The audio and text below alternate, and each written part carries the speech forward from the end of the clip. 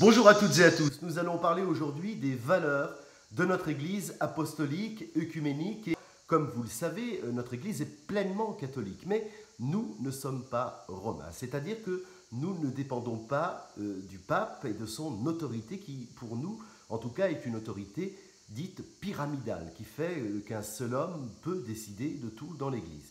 Ce n'est pas notre manière d'agir. Nous sommes plutôt du côté des apôtres et de la foi apostolique de l'Église primitive, en faisant en sorte qu'il y ait un système synodo-épiscopal, c'est-à-dire un synode et un évêque.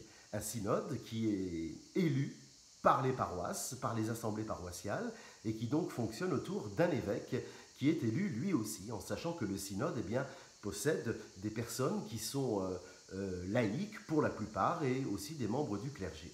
C'est ainsi que nous mûrissons, que nous réfléchissons, que nous prions aussi nos décisions et qu'ensuite nous les votons lors des assemblées synodales. Dernière décision votée, c'est le sacerdoce féminin. Les femmes ont le droit de devenir prêtres chez nous. Et puis aussi, nous avons depuis longtemps acté le fait que les prêtres et les évêques soient mariés, pères de famille pour certains, que les divorcés remariés puissent avoir un accueil fraternel dans notre Église en étant acceptés à la table de communion du Christ qui nous a dit prenez et buvez-en tous et toutes, et puis qu'ils puissent aussi recevoir le mariage afin de mettre Dieu dans la perspective de leur couple.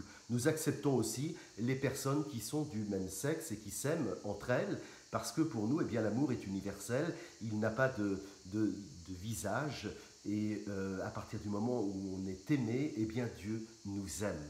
Voilà donc ce qui fait nos valeurs. Nos valeurs, c'est de s'aimer avant tout, avant toute chose. Le reste, nous le mettons entre les mains du Seigneur et nous nous en remettons à lui.